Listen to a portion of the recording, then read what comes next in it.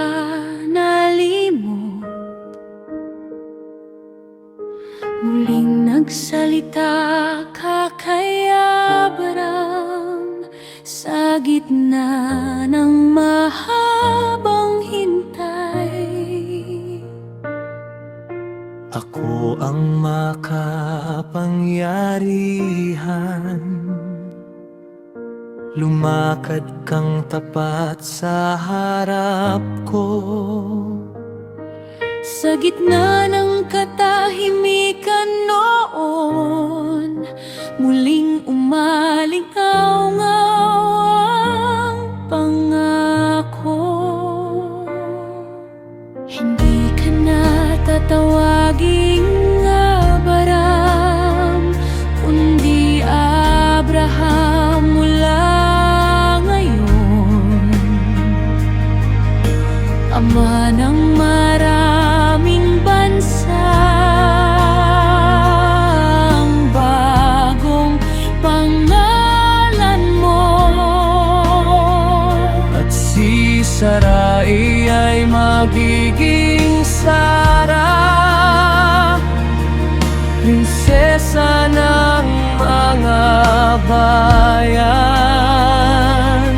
Sa mga pangalang binago mo, may bagong kinabukasan. Ama, ikaw ang tumawag, nag-iba ang bukas.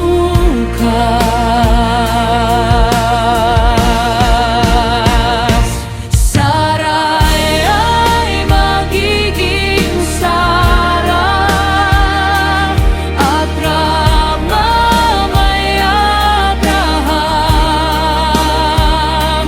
Sa bawat pangalang hinipo mo, may bagong kapalaran. Sarai ay magiging Sara, ikaw ang Diyos ng tipan. Sa bawat pusong natagalan na, ikaw pa rin ang tapat.